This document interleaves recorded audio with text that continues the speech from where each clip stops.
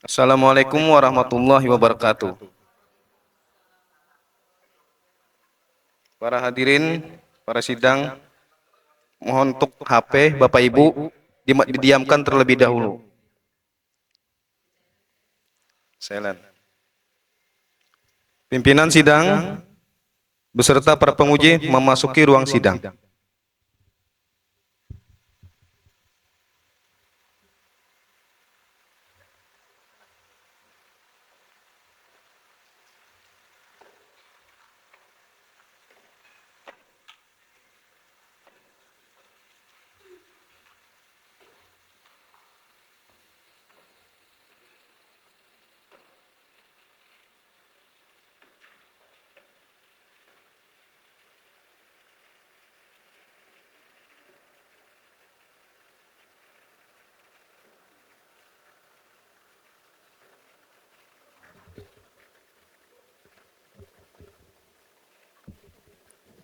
Para penguji dipersilahkan duduk ke tempat masing-masing.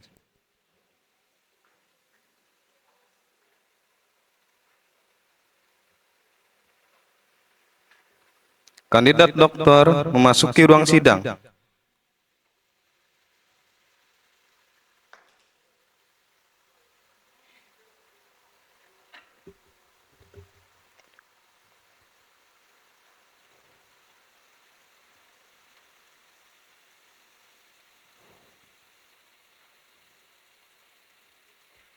Kepada koformator 1, dimohon untuk membacakan biodata Promopenda sekaligus menyerahkan pimpinan sidang kepada promotor.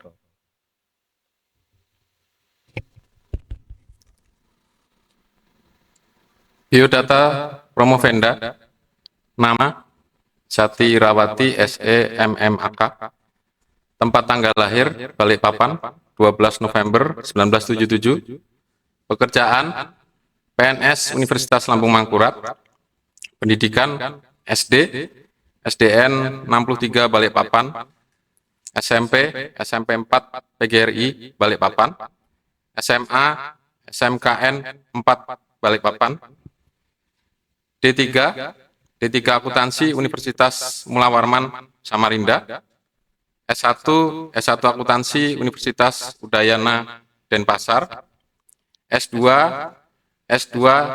MM Magister Akuntansi Pemerintahan Universitas Lambung Mangkurat Banjarmasin, tahun masuk S3 PDIM FEB ULM tahun 2023, judul disertasi pengaruh Good University Governance terhadap pencapaian target realisasi DIPA dengan adopsi teknologi informasi sebagai variabel moderasi pada beberapa PTN Kementerian Pendidikan Tinggi, Sains, dan Teknologi di Kalimantan. Nama orang tua, ayah Haji Sahrani, ibu Hajah Rusminawati, nama suami Muhramsah SH, jumlah anak 2 orang, anak pertama Muhammad Rian, anak kedua Muhammad Aska, riwayat pekerjaan, Finance and Accounting Manager PT Freight Express Group, Branch Samarinda, tahun 97 sampai dengan 98, Branch Denpasar 98 sampai dengan 2002, Branch Banjarmasin, tahun 2002 sampai dengan 2006. PNS Universitas Lambung Mangkurat tahun 2005 sampai dengan sekarang, tenaga pengajar Unukase 2024 sampai dengan sekarang. Publikasi ilmiah Proceeding Internasional dengan judul Accountability, Transparency, and Participation Systematic Literature Review. Jurnal internasional dipublikasikan pada ASEAN Journal of Management, Entrepreneurship, and Social Science. Judul artikel SWOT Analysis of Participation in Governance, Study at Unukase. Jurnal internasional pada Ilomata International Journal of Management, judul artikel Exploring Accountability and Transparency in Governance Agency Management, a Literature Review. Jurnal internasional terindeks Scopus Q2 pada Teknologi Education Management Journal dengan judul artikel accountability and transparency to increase the achievement of budget realization target. Saya kembalikan kepada pimpinan sidang.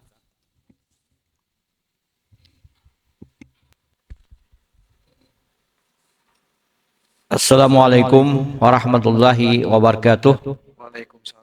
Selamat siang, puji syukur kepada Allah Subhanahu wa taala karena atas izinnya kita dapat berkumpul di ruang sidang ini untuk mengikuti sidang terbuka promosi doktor atas nama Syati Irawati SEMM AK dengan NIM 23412173200008. Dengan diawali ucapan Bismillahirrahmanirrahim, saya nyatakan sidang terbuka dimulai.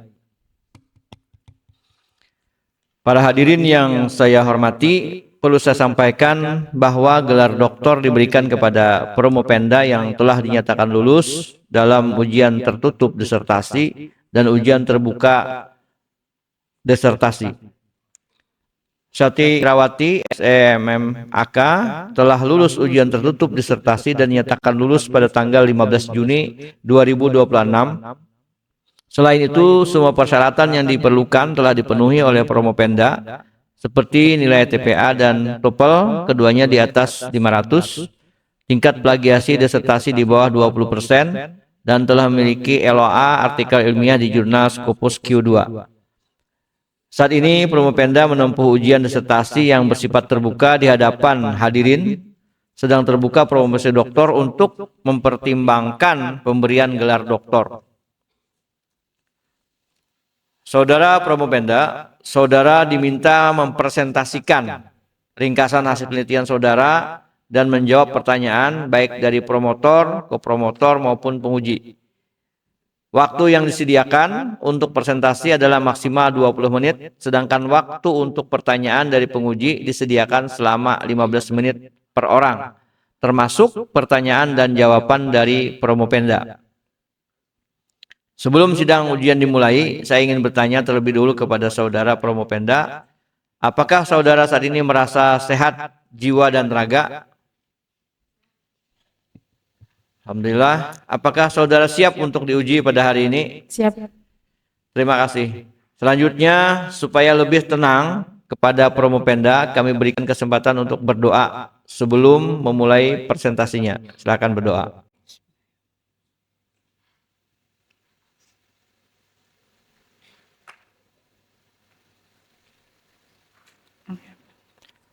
Setelah selesai berdoa, Promopenda dipersilahkan langsung mempresentasikan maksimal 20 menit kepada saudara dipersilahkan.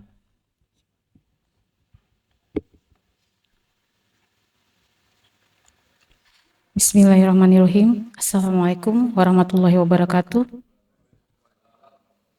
Kalau kemarin ulun berpantun di online, hari ini ulun berpantun lagi. Sama pantunnya, burung tinggang terbang tinggi menyusuri rimba Kalimantan.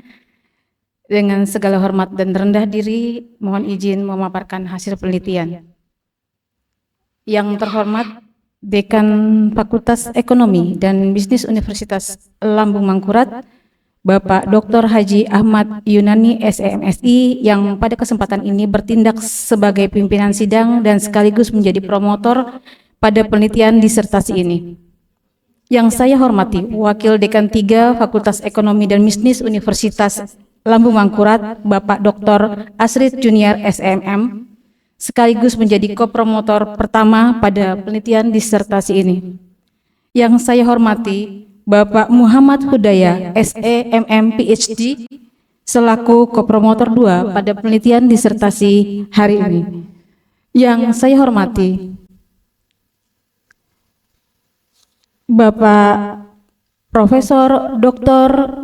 Andes Haji Fahmi Rizani SEMM AK yang hari ini bertindak sebagai penguji 1.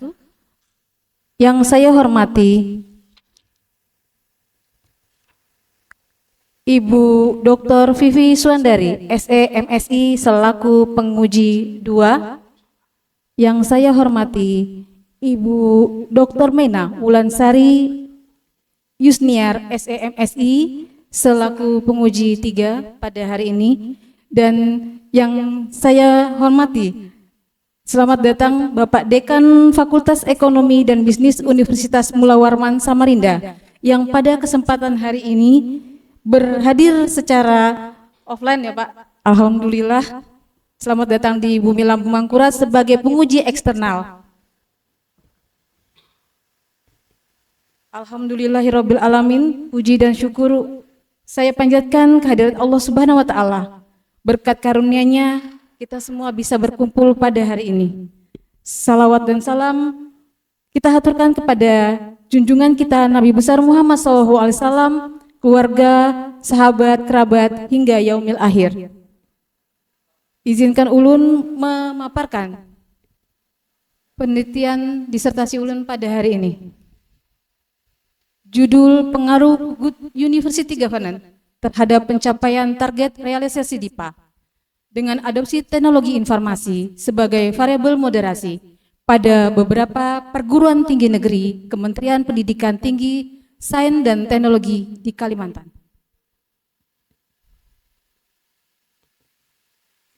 Latar belakang yang melatar belakangi penelitian ini adalah perlunya optimalisasi pengelolaan DIPA pada perguruan tinggi negeri, serta tuntutan terhadap perguruan tinggi untuk melaksanakan prinsip Good University Governance.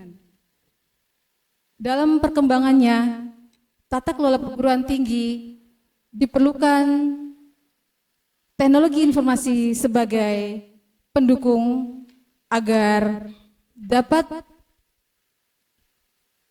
memaksimalkan pencapaian target realisasi DIPA pada perguruan tinggi. Yang terakhir adalah adanya fluktuasi pencapaian target realisasi DIPA pada beberapa perguruan tinggi negeri di Kalimantan. Fenomena dari penelitian ini terlihat bahwa rata-rata pencapaian target realisasi DIPA pada tahun 2021 hingga tahun 2024 bahwa ada 9 perguruan tinggi yang mewakili di Kalimantan, terlihat pada selisih pagu dan realisasi. Untuk Universitas Lampung Mangkurat selama 4 tahun ada 31 miliar 574.752.494 yang tidak terserap. Begitu juga dengan Untan ada 16.185.433.905 rupiah. Unmul 47.547.446.777 rupiah. UPR 16.313.10.000 rupiah. 10.380 rupiah. Dilanjutkan dengan UBT ada 10.604.873.842 rupiah. Poliban 3.559.987.244.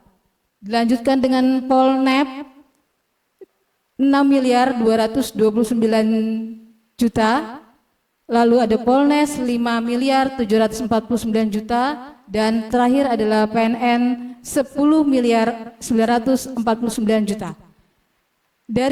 Terlihat dari angka ini maka terlihat fenomena baru bahwa adanya variasi realisasi pencapaian target realisasi DIPA di 9 perguruan tinggi negeri di Kalimantan.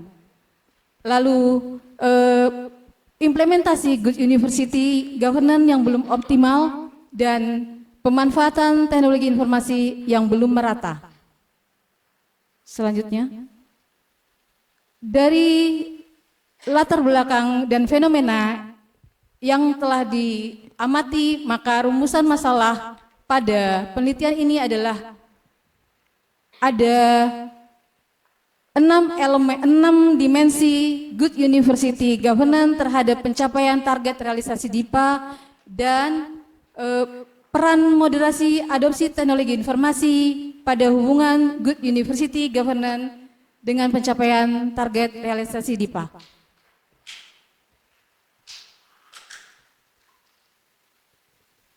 Selanjutnya, slide selanjutnya. Tujuan dari penelitian ini adalah menganalisis pengaruh dimensi Good University Governance terhadap pencapaian target realisasi DIPA. Yang kedua, menganalisis peran adopsi teknologi informasi dalam memoderasi hubungan antara Good University Governance dan pencapaian target realisasi DIPA. Riset gap pada penelitian ini ada diklasifikasikan menjadi 5 gap, yaitu gap pertama adalah gap teoretikal, di mana gap ini peneliti melihat ada model, mengintegrasikan model antara Good University Governance terhadap pencapaian target realisasi DIPA dengan adopsi teknologi sebagai variabel moderasi. Dari sisi empirical gap, peneliti melihat bahwa penelitian ini masih jarang dilakukan, sehingga bahkan sangat sedikit yang mengintegrasikan antara Good University Governance dan pencapaian target realisasi DIPA dan adopsi teknologi informasi sebagai variabel moderasi. Untuk population gap, peneliti meneliti pada umumnya penelitian dilakukan di Pulau Jawa dan universitas-universitas besar. Namun pada penelitian kali ini, peneliti mencoba mengisi population gap dengan meneliti di wilayah Kalimantan. Untuk metodological gap, peneliti membuat secara kuantitatif dengan menghadirkan adopsi teknologi informasi sebagai variabel moderasi di beberapa perguruan tinggi negeri di Kalimantan. Yang terakhir, respon gap, peneliti juga peneliti yakin bahwa ini adalah responden yang spesifik karena langsung kepada pengelola DIPA, yaitu dari level legislatif, eksekutif, hingga teknis. Slide berikutnya. Original riset, bahwa peneliti mengklasifikasikan bahwa penelitian ini ada 5 original riset. Yang pertama adalah pendekatan yang unik. Pendekatan unik di sini adalah mengintegrasikan model Good University Governance dengan pencapaian target realisasi DIPA dan menghadirkan adopsi teknologi informasi sebagai variabel moderasi.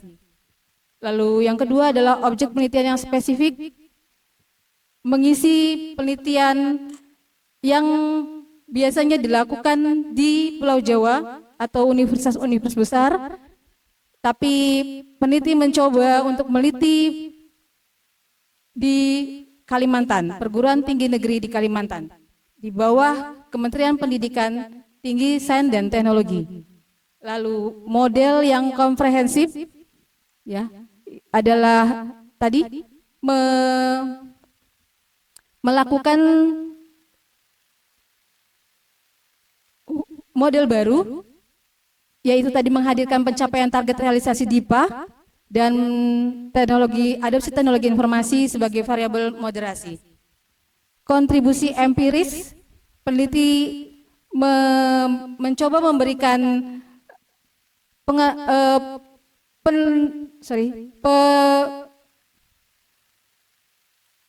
penelitian yang baru, ya, penelitian yang baru dalam hal ini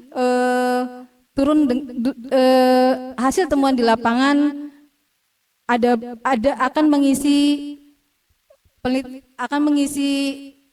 penelitian empiris lainnya. Yang terakhir adalah implikasi manajerial, di mana peneliti mencoba untuk memberikan saran dan masukan terhadap hasil penelitian ini kepada pimpinan perguruan tinggi, juga kepada stakeholder lainnya, sehingga terjadinya tingkat kepercayaan antara prinsipal dan agent. Berikutnya, manfaat penelitian Manfaat penelitian diambil ada dua, yaitu manfaat teoritis dan manfaat praktis. Pertama adalah pengembangan model konseptual seperti yang sudah diutarakan di awal, bahwa model ini pengembangan dari model Good University Governance dikombinasikan terhadap pencapaian target realisasi DIPA dan menghadirkan adopsi teknologi informasi sebagai variabel moderasi. Yang kedua adalah penguatan literatur. Dengan ada penelitian ini maka menambah literatur yang sudah ada. Yang terakhir adalah referensi penelitian. Dalam hal ini peneliti mencoba untuk memperkaya kembali dan menambah kembali terkait dengan referensi penelitian, termasuk penelitian yang dilakukan oleh peneliti kali ini. Manfaat praktis yaitu memberikan rekomendasi strategis khususnya kepada pimpinan perguruan tinggi negeri Kemdikti-Saintek di Kalimantan. Yang kedua adalah optimalisasi teknologi informasi. Yang terakhir, panduan dalam mengelola anggaran DIPA. Selanjutnya, kerangka konsep teori yang digunakan. Peneliti mencoba menggunakan agency teori oleh Jensen McLean tahun 1976 untuk mendasari penelitian Good University Governance. Lalu di mana agensi teori ini adalah menggambarkan bahwa adanya dua pihak, yaitu pemberi amanah dan diberi amanah. Dalam hal ini pemerintah yang memberikan amanah kepada pimpinan perguruan tinggi negeri, dan pimpinan perguruan tinggi negeri harus mempertanggungjawabkan amanah tersebut kepada stakeholder lainnya, termasuk pemerintah, masyarakat, mahasiswa, dosen, dan sivitas akademika lainnya. Lalu ada stakeholder teori. Dalam hal ini adalah bagaimana perguruan tinggi negeri, pimpinan perguruan tinggi negeri bisa memenuhi semua kepentingan pemangku kepentingan. Stakeholder teori ini ada tahun 1984 oleh R. Edward Freeman. Lalu untuk adopsi teknologi informasi, peneliti mencoba menghadirkan informasi processing teori sebagai grand teori yang diperkenalkan oleh Jules M. Miller 1956, di mana organisasi memerlukan informasi yang tepat, akurat, dan real time, khususnya dalam pencapaian target realisasi DIPA pada perguruan tinggi Kemdikti-Saintek di Kalimantan. Selanjutnya, model dan hipotesis. Terlihat di layar bahwa ada 6 variabel independen, ada 1 variabel dependen, dan 1 variabel moderasi. Variabel independen dan variabel dependen serta moderasi memunculkan hipotesis. Ada 12 hipotesis di sana, yaitu pengaruh langsung dimensi Good University Governance terhadap pencapaian target realisasi DIPA, dan interaksi adopsi teknologi informasi terhadap dimensi Good University Governance untuk pencapaian target realisasi DIPA. Selanjutnya, metode penelitian. Pada penelitian kali ini, peneliti membuat desain penelitian dengan pendekatan kuantitatif dan dengan explanatory research, melakukan survei menggunakan kuesioner, dan dilakukan analisis PLS dengan Smart PLS 3. Data penelitian adalah jenis data kuantitatif, lalu sumber primernya adalah pengelola DIPA PTN, dan sumber sekundernya adalah laporan kinerja perguruan tinggi negeri yang peneliti dapat dari portal masing-masing perguruan tinggi negeri. Lalu ada populasi dan responden. Populasi adalah beberapa perguruan tinggi negeri, Kementerian Pendidikan Tinggi, Sains dan Teknologi di wilayah Kalimantan. Yang pertama ada Universitas Tanjung Pura, Universitas Lambung Mangkurat, Universitas Mula Warman, Universitas Borneo Tarakan, Universitas Palangkaraya. Ada Politeknik Negeri Pontianak, Politeknik Negeri Banjarmasin, Politeknik Negeri Samarinda, dan Politeknik Negeri Nunukan yang mewakili sekolah vokasi. Responden penelitian ini terdiri, di awal sudah dikatakan oleh peneliti bahwa ada level legislatif, eksekutif, dan teknis, di mana ada ketua senat dan sekretaris senat, rektor dan wakil rektor, direktur dan wakil direktur pasca sarjana, direktur dan wakil direktur 2 sekolah vokasi, dekan dan wakil dekan 2, ketua jurusan, satuan pengawasan internal, badan pengawas, dan bendahara pengeluaran. Selanjutnya, instrumen penelitian dilakukan pembuatan kuesioner yang terstruktur, diadopsi dari penelitian terdahulu, diadaptasi dari penelitian terdahulu, dan seluruh indikator menggunakan item positif. Ada 6 variabel independen di sana, mohon maaf slide-nya terpotong. Ada transparansi dengan 5 indikator, akuntabilitas dengan 5 indikator, ada 8 variabel di sana. Ada tanggung jawab dengan 5 indikator, independensi 5 indikator, keadilan 5 indikator, efektivitas dan efisiensi 5 indikator, pencapaian target realisasi DIPA 5 indikator, dan adopsi teknologi informasi dengan 5 indikator. Dengan skala pengukuran 4 poin. Alasan menggunakan skala pengukuran 4 poin adalah untuk menghindari tendensi bias sentral, yaitu mendorong responden lebih memilih sikap yang tegas, meningkatkan ketegasan menjawab. Selanjutnya, metode analisis data. Dengan menggunakan PLSM 3, ada beberapa metode analisis data yang dilakukan peneliti, yaitu dengan outer model, lalu ada inner model, pengujian hipotesis untuk menguji moderasi dengan interaction effect signifikan jika T lebih besar 1,96 dan P kurang dari 0,05. Selanjutnya, gambaran umum objek penelitian. Terlihat pada layar bahwa ada peta sebaran objek penelitian di Kalimantan. Ada 9 perguruan tinggi Kemdikti-Saintek di Kalimantan, ada 5 universitas dan 4 politeknik negeri, di mana status pengelola keuangannya bervariasi, ada Badan Layanan Umum dan ada Satker PNBP. Lalu periode analisis tahun 2021 dan sampai dengan tahun 2024.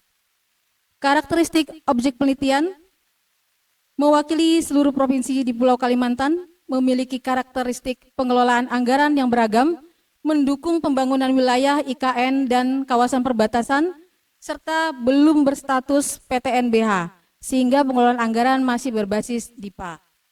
Keunikan dari penelitian ini adalah fokusnya adalah pada perguruan tinggi negeri di Kalimantan yang masih jarang diteliti.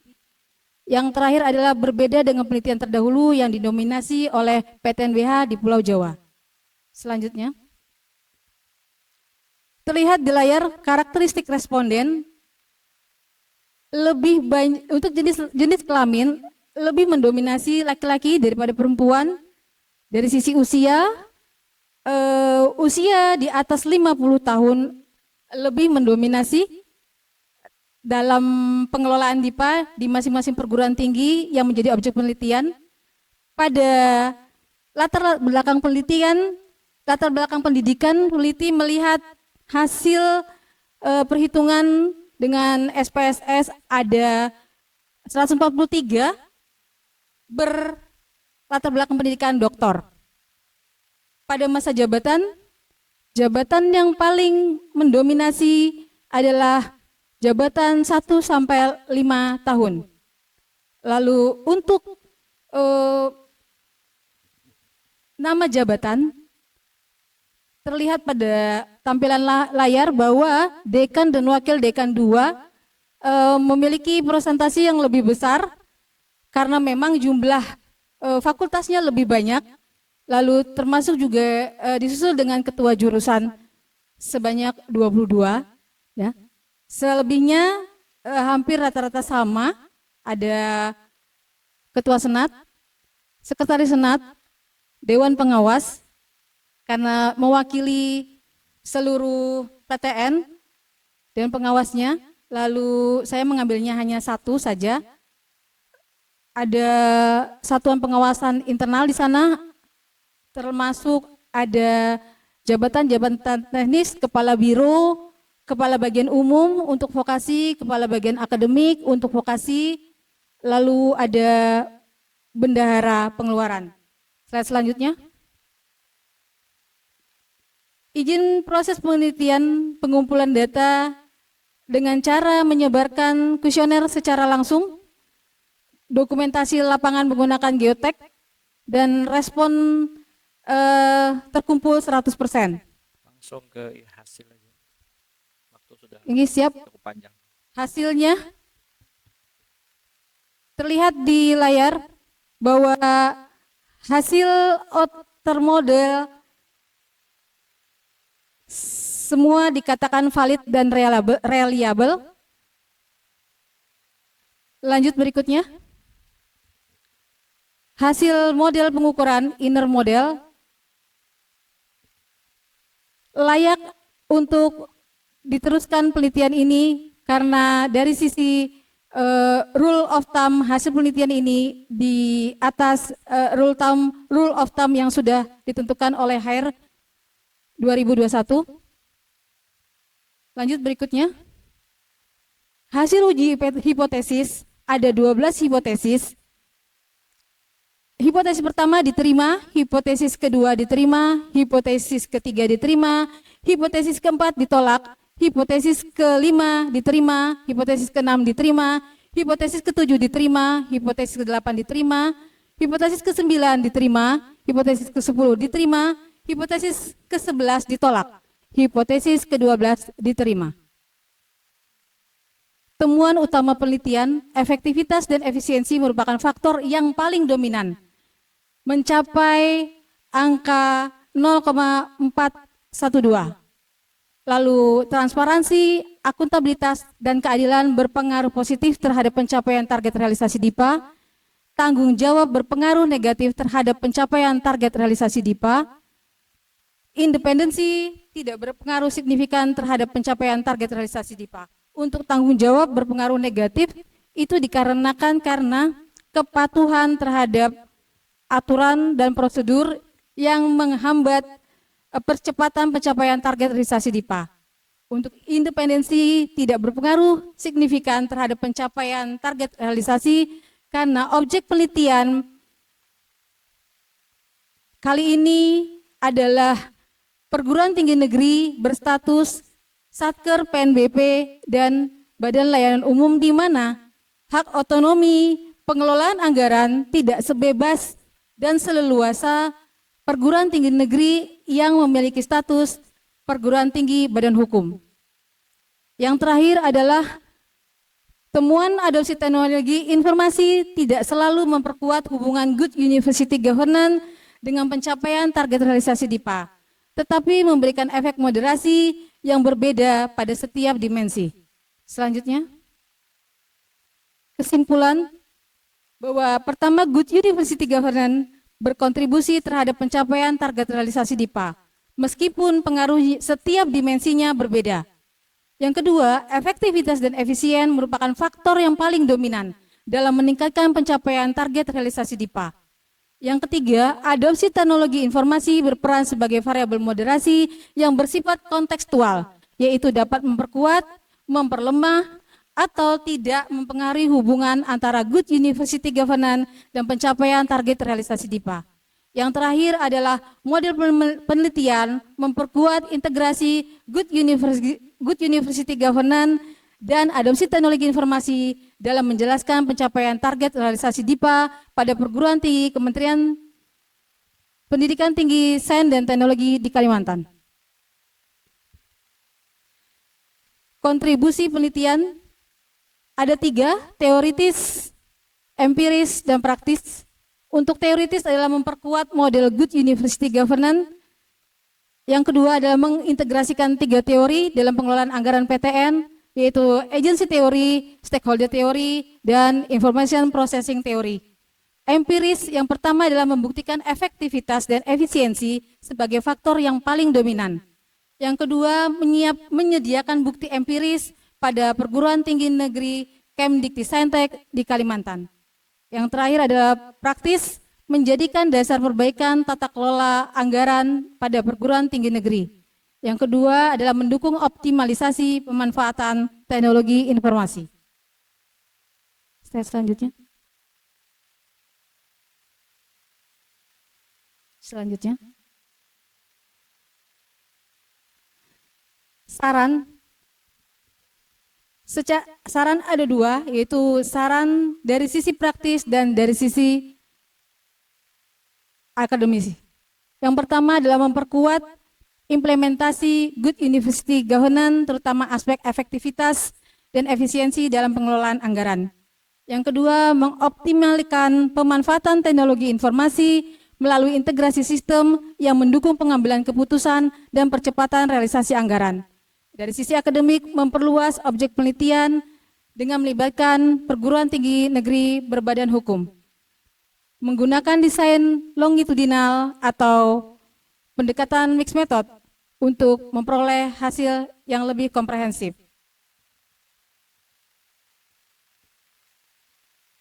Sekian dan terima kasih. Assalamualaikum warahmatullahi wabarakatuh. Waalaikumsalam warahmatullahi wabarakatuh. Ya, sudah disampaikan presentasi dari Pemda.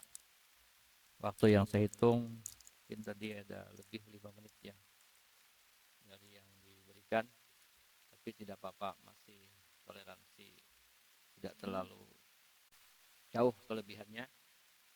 Saya mohon kesediaan para penguji ya untuk melakukan pengujian pada Promopenda, dan pada para penguji yang terhormat bisa membatasi pertanyaan ya, 1 pertanyaan,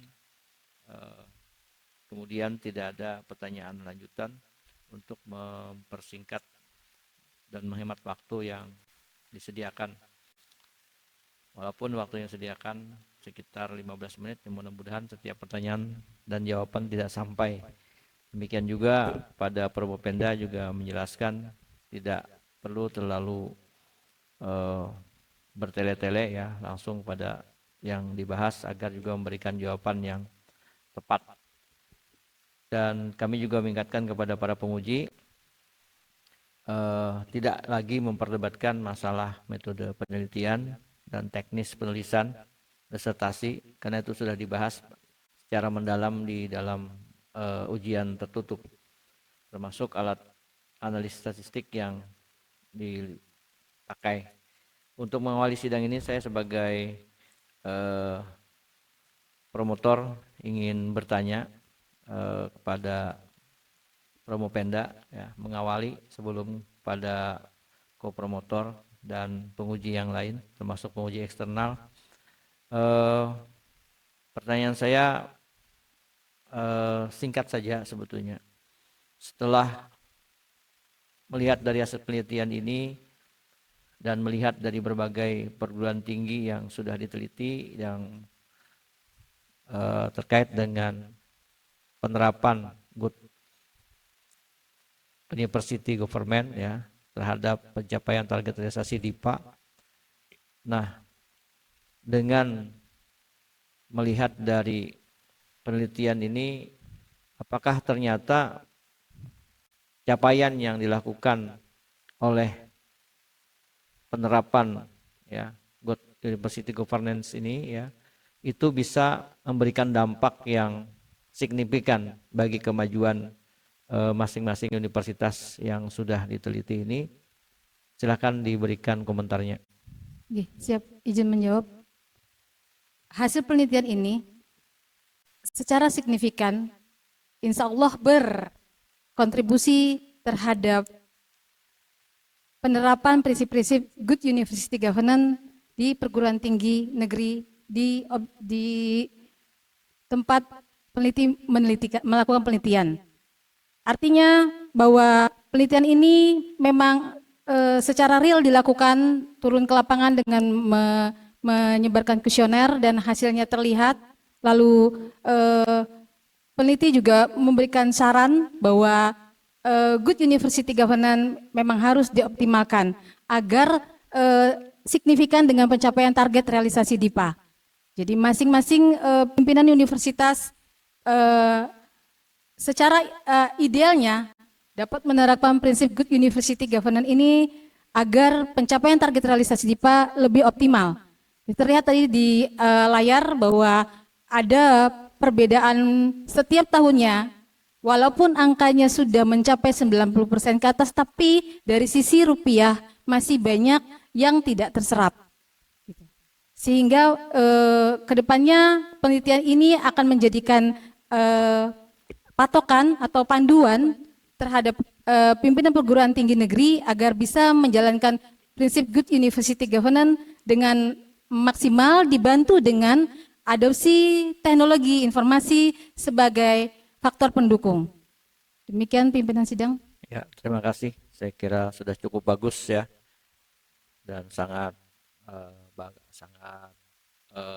jelas ya, dari hasil penelitian ini ternyata memberikan suatu gambaran pada seluruh universitas negeri yang ada di Kalimantan bahwa penerapan good university governance ini betul-betul bisa memberikan peningkatan pencapaian target ya, sehingga mungkin saya berharap ini bisa disampaikan nanti hasil ini kepada seluruh universitas yang ada, yang sudah diteliti maupun juga yang ada di sekitarnya, bahwasanya dampak daripada GOG ini bisa berdampak yang sangat bagus. Selanjutnya kita berikan kesempatan kepada Saudara Kopromotor 1, Dr. Asep Junior SEMM untuk memberikan tanggapan dan pertanyaan. Silakan.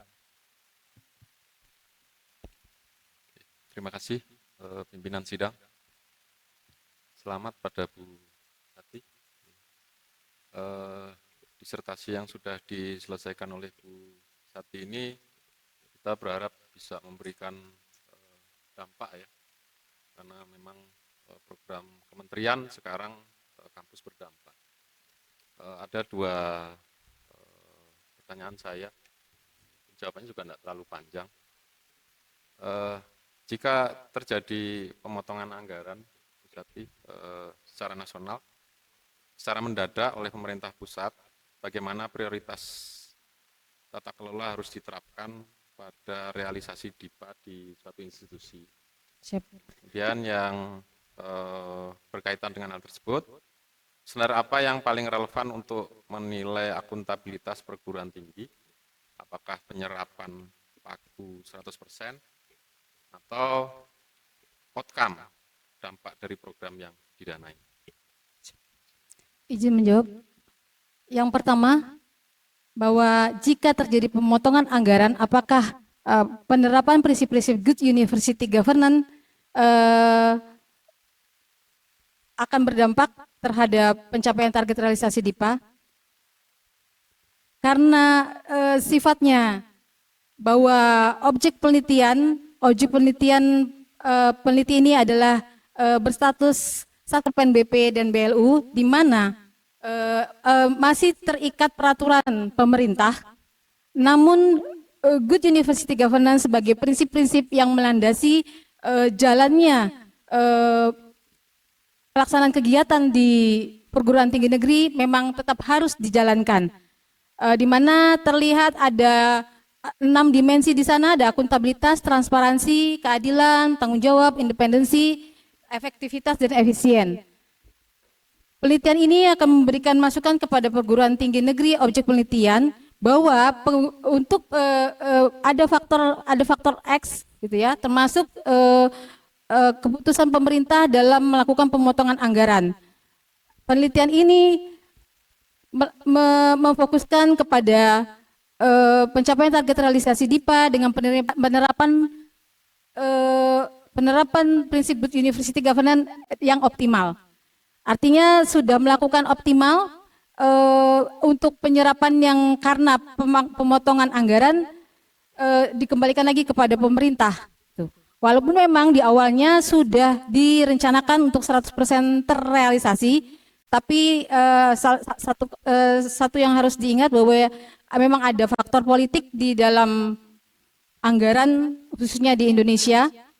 Tadi karenanya ada beberapa variabel yang ada beberapa dimensi yang memang nilainya negatif, termasuk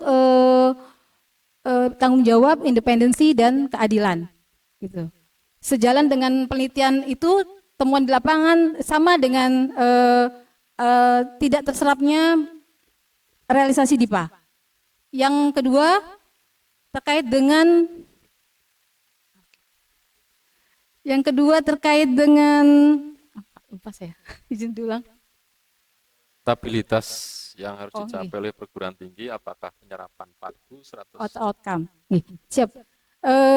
Karena saya melihatnya tidak dari hanya sisi realisasi, tapi pencapaian target realisasi. Artinya apabila terlihat kalau akhirnya adalah outcome adalah hasil dari kegiatan-kegiatan yang sudah dilakukan, ya.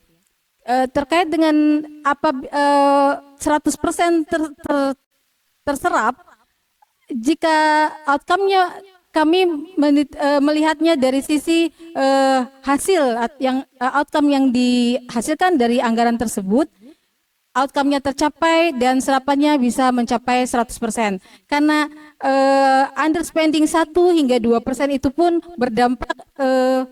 berdampak artinya bahwa perguruan tinggi tersebut dalam perencanaan, pelaksanaan, pengawasan dan pelaporan masih belum menerapkan Good University Governance dengan optimal. Demikian.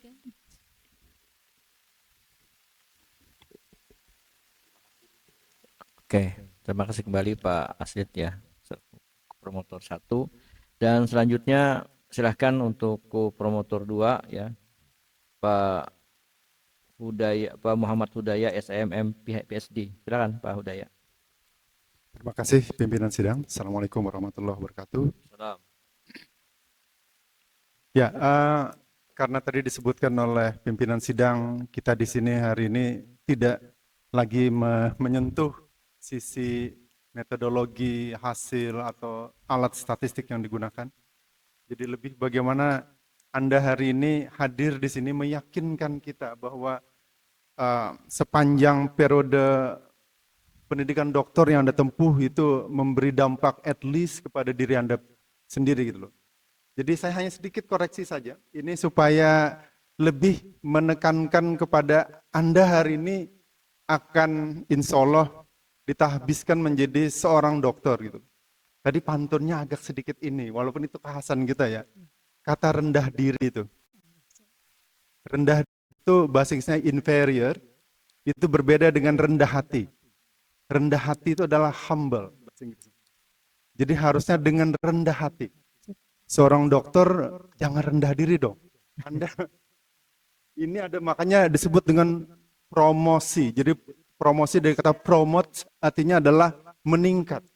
Jadi orang yang sudah menempuh sekian lama rentang waktu pendidikan dokter tersebut, dia akan meningkatkan kapabilitas Anda. Anda bukan lagi seorang level master. Jadi kalau di Chinese Kung Fu itu ada istilah Sifu, ada sensei di Jepang. Jadi ketika di sini Anda harusnya sudah meningkat dan tempatkan Anda adalah memiliki kepercayaan diri, tidak rendah diri, tetapi adalah memiliki kerendahan hati. Humbleness itu. Siap. Supaya inline dengan acara kita hari ini, karena adalah sidang terbuka, gitu ya. Oke, Kemudian adalah yang patut kita apresiasi juga adalah ketika Anda datang menjemput bola ke mendatangi responden-responden dari Kalimantan Selatan sampai ke utara Kalimantan. Di sana sebenarnya dari sisi metodologi itu tidak perlu karena Anda menggunakan kuantitatif. Jadi saran saja, nanti kalau Anda melakukan itu, harusnya mix methodnya bisa. Langsung mix method. Siap. Karena tidak harus kuantitatif untuk menjemput bola gitu. Kalau kuantitatif. Kalau kualitatif iya. Jadi hasilnya sebenarnya jauh lebih powerful ketika Anda itu combine antara kuantitatif dan kualitatif. Sehingga adopsi teknologinya bisa lebih dielaborasi di pembahasan. Siap. Kira-kira demikian pimpinan sidang. Assalamualaikum warahmatullahi wabarakatuh. Waalaikumsalam warahmatullahi wabarakatuh. Bentar singkat saja mungkin, walaupun tidak ada pertanyaan. Silakan. Terima kasih Pak Hudaya. Komentar singkat. Nggih, komentar singkat. Nggih, insya Allah kedepannya Ulun akan melakukan penelitian lanjutan. Memang masih ada tanggapan responden karena menjemput langsung, pasti otomatis berkomunikasi dengan para responden dengan secara baik, gitu ya. Tadi akan untuk kedepannya peneliti akan melanjutkan penelitian ini dengan mixed method. Nggih, demikian pimpinan sidang. Oke, ya. Dan yang penting juga adalah pesan moralnya, kita bukan rendah diri tapi rendah hati. Saya kira sesuatu yang menarik ya untuk kita membahasakan bahwasanya memang kita selalu rendah hati. Kalau rendah diri itu saya kira kalau merendahkan diri kita ya untuk humble-nya ya tidak apa-apa gitu kan. Karena kerendahan itu bukan kerendahan yang merendahkan diri gitu kan. Kemudian selanjutnya kita persilahkan ini untuk yang terpelajar ya, penguji eksternal kita yang terhormat. Kebetulan beliau ini adalah alumni Fakultas Ekonomi dan Bisnis ULM, tapi sebetulnya dulu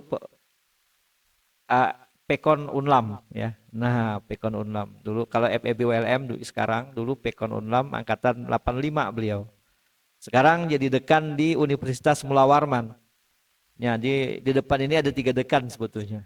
Ya kan? Ada 3 dekan, dekan ekonomi yang sekarang, dekan senior Prof. Fahmi, dan dekan Unmul yang merupakan keluarga besar FEB ULM juga, yaitu Pak Dr. Zainal Abidin. Yang hadir juga ada dekan kedokteran. Selamat datang Prof. Samsul. Alhamdulillah beliau datang hadir ya. Beliau juga dengan humble-nya datang ke sini ya, dengan termasuk Prof. Abrani Sulaiman, Prof. Doktor. Beliau adalah rektor Universitas Nahdlatul Ulama Kalimantan Selatan. Juga beliau dengan humble-nya juga datang ke sini ya, menghadiri di acara sidang terbuka pada kali ini. Termasuk juga tidak kalah pentingnya para sahabat ya ini dan seluruh peserta yang hadir ya, tidak mengurangi rasa hormat kami ya. Dan kita berikan kesempatan untuk Pak Prof. Jainal nih, Prof. Jainal Abidin. Nah, jadi kita mengharapkan beliau memberikan beberapa pertanyaan yang kemudian bisa menguatkan dari hasil penelitian yang hari ini dipresentasikan sebagai disertasi calon doktor kita Promopenda Sati Irawati. Silakan Pak Dekan. Bismillahirrahmanirrahim. Allahumma shalli ala sayyidina Muhammad wa ala sayyidina Muhammad. Yang saya hormati Pak Dekan, Pak Dr. Haji Ahmad Yunani, SMSD, Profesor. Kemudian tentu saja harus menyapa dulu senior saya, mantan dosen saya, Prof. Fahmi Rijani. Ya, saya masih ingat soalnya dulu masih baru pertama kami pindah dari Lambung Mangkurat ke sini. Dari Lambung Jalan Lambung Mangkurat ya. Perpindahan masih. Yang sekarang jadi Bank Mandiri. Ya. Dan ternyata berkembangnya luar biasa. Jadi ini terakhir menginjak kaki di sini sudah hitungannya 40 tahun ya. 40 tahunan hampir. 35 jelas itu. Ini merupakan sebuah kebahagiaan yang tidak bisa saya menceritakannya lagi ya. Tadi saya sudah putar sedikit bernostalgia, maaf ini sedikit dulu bernostalgia sebelum memberikan ini. Juga yang saya hormati ini promotor, tadi Pak Dekan sekalian promotor, Pak Dr. Asrid Junior, promotor 1, Asrid, kemudian Pak Muhammad YHS, Pak Muhammad Hudaya SEM, MM PhD, kemudian penguji Bu Pipi Swandari, ya Bu Pipi, Bu Dr. Pipi Swandari, kemudian Bu Dr. Mena Wulansari, ya. Ternyata juga banyak teman-teman yang di Lampung Mangkurat dengan Unmul yang kemarin sama-sama kuliah kayaknya bareng. Kemudian yang tentu saja Bapak Ibu yang hadir, yang hari juga mensupport Promopenda.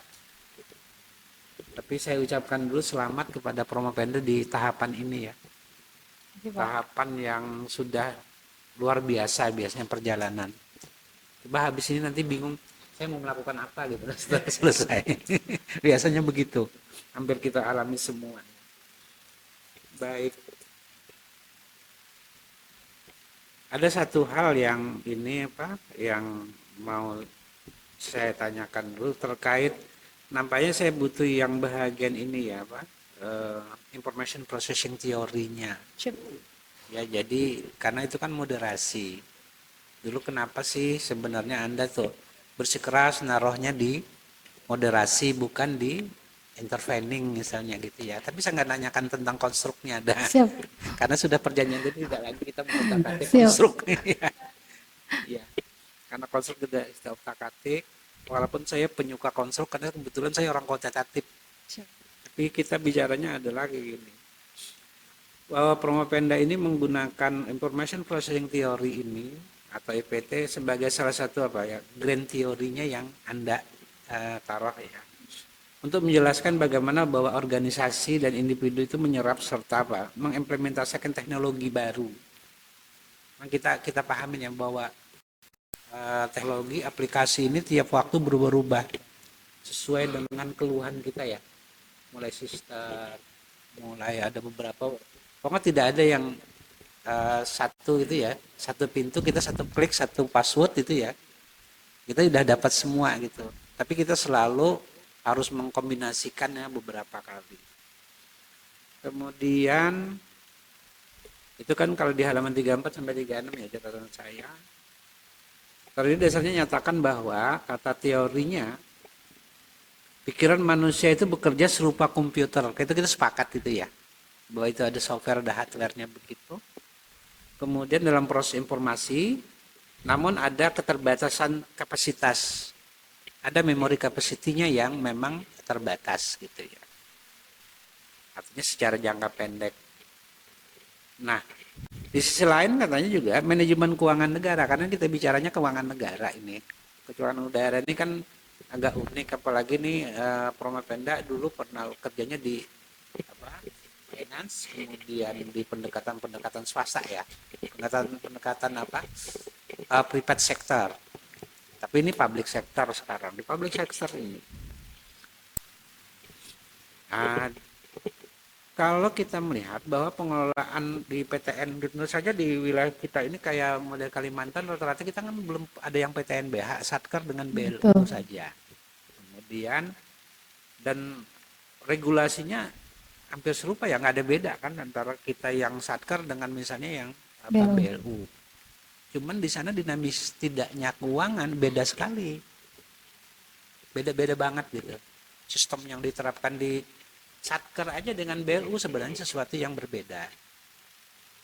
Kemudian di keuangan negara terkait dengan PTNBH lebih lagi berbedanya kan gitu, lebih mudah banyak hal gitu ya.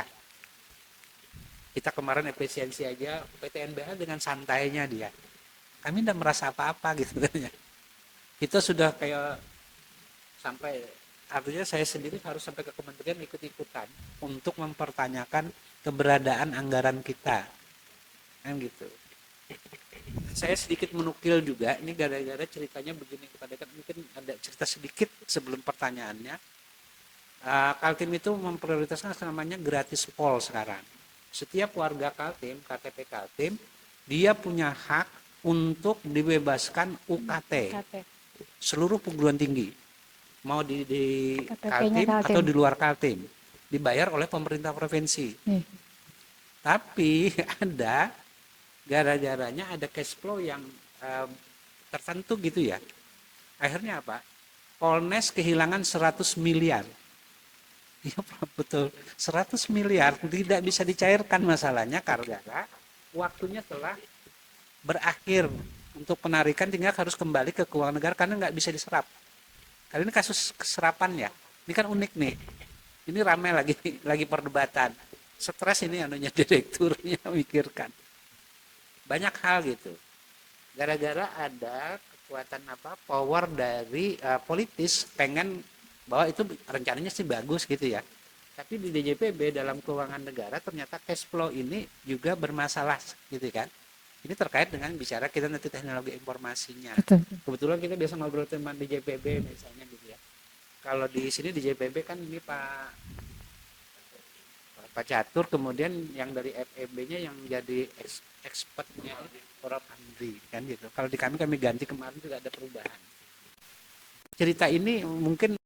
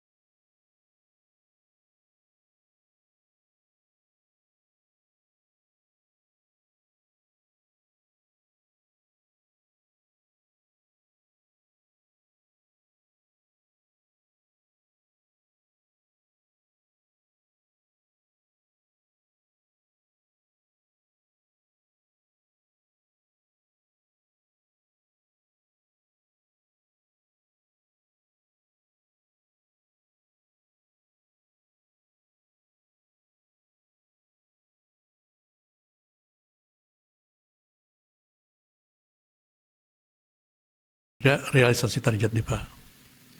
Realisasi lah begitu Target maksudnya. realisasi. Ada intinya di sini kalau saya catat kembali, adopsi teknologi informasi itu menghasil perannya sebagai moderasi terhadap 6 atau 7 variabel yang disebutkan. 6, 7 ya. Kalau dipisah 7, efisiensi dan efektivitas itu kan dipisah. Ada yang memperkuat, gitu. Tapi ada yang memperlemah kemarin. Transparansi, akuntabilitas, dan tanggung jawab. Lemah katanya sini. Yang 0 itu kan keadilan ya. Nah, hasil ini kan menggunakan data yang sudah Anda koleksi dari para responden. Yang karakteristik respondennya itu kan jelas sudah nyata sajikan. Pertanyaannya mungkin yang pertama itu adalah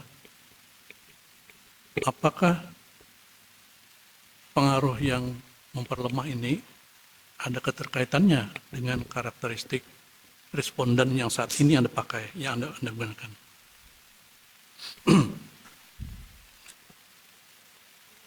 Nah, kemudian yang kedua, maaf ya, melanjutkan. Hasil penelitian Anda ini katanya juga Anda mau, kalau manfaatnya bagi perguruan tinggi kan sudah tadi ya, tapi saya masuk kepada saran Anda tentang saran untuk para pimpinan perguruan tinggi, mungkin yang di Kalimantan atau di Indonesia, tentang bagaimana memilih dan mendorong implementasi dari teknologi informasi yang relevan gitu ya. Nah, kalau ini yang terakhir ini pertanyaannya adalah sejauh mana kira-kira para pimpinan khususnya perguruan tinggi negeri itu mempunyai keleluasaan untuk bisa merancang atau memilih teknologi informasi yang memang mumpuni untuk kepentingan realisasi DIPA itu sendiri. Kira-kira itu aja pertanyaan saya. Terima kasih. Assalamualaikum warahmatullahi wabarakatuh. Waalaikumsalam warahmatullahi wabarakatuh. Terima kasih Pak Prof. Fahmi izin menjawab untuk pertanyaan pertama. Itu terkait dengan melemah tadi ya. Ada beberapa yang melemah bahkan tidak berpengaruh sama sekali gitu ya. Nah itu memang survei di lapangan menghasilkan atau artinya data empirisnya menunjukkan bahwa itu bahwa adopsi teknologi informasi setelah diinteraksi dengan dimensi-dimensi good university governance menghasilkan temuan bahwa ada yang memperlemah dan bahkan tidak berpengaruh sama sekali gitu ya. Itu artinya bahwa adopsi teknologi informasi di sini memang peneliti menempatkannya sebagai faktor moderasi melihat memperkuat atau memperlemah dimensi good university governance gitu. Jadi memang adopsi teknologi informasi ini adalah bukan tujuannya untuk meningkatkan pencapaian target realisasi DIPA, tapi melainkan faktor mendukung agar pelaksanaan prinsip-prinsip good university governance tadi dapat dijembatani oleh penerapan teknologi informasi untuk meningkatkan pencapaian target realisasi DIPA. Itu. Yang pertanyaan kedua terkait dengan izin pertanyaan keduanya.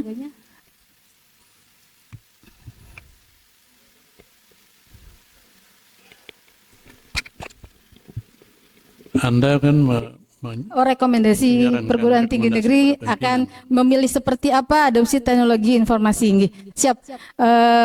Memang hasil temuan ini, hasil penelitian ini akan ulun sampaikan kepada pimpinan perguruan tinggi, mungkin bisa bersurat atau nanti bisa berupa ringkasan penelitian bahwa pimpinan perguruan tinggi bersifat terbuka terhadap masukan Artinya bahwa mau tidak mau bahwa teknologi informasi memang harus dioptimalkan pemanfaatannya, khususnya pada perguruan tinggi negeri, sehingga memudahkan pimpinan perguruan tinggi dalam mengambil keputusan. Karena data yang disajikan dengan menggunakan teknologi informasi lebih cepat, lebih akurat, lebih real time. Gitu. Itu Bapak masukannya dari untuk memilih produk mana atau sejenis apa teknologi informasi diterapkan itu bergantung kembali kepada kebutuhan perguruan tinggi negeri itu sendiri. Gitu Bapak. Terima kasih. Assalamualaikum. Gimana? Mungkin cukup ya.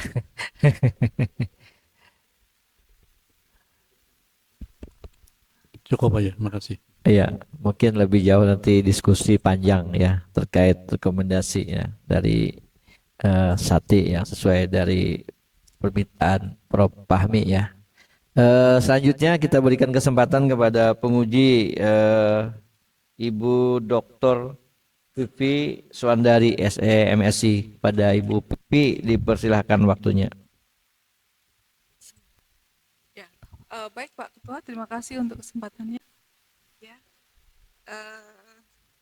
Bu Syati. Siap Ibu. Tadi kan Bu Syati sudah membuka dengan pantun ya. Siap Ibu. Nah, coba nih sebagai tanda ekspertis seseorang bikin pantun yang terkait dengan good university governance. Coba. Saya disuruh bikin pantun good university governance. Oh. Baik Pak. Ayo, bisa nggak? Siap.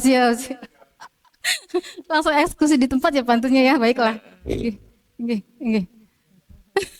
Berpikir nih saya.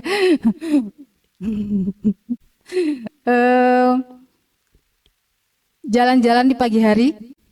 Cakep dulu dong. Cakep. Menikmati sejuknya dan indahnya suasana. Ya. Cakep.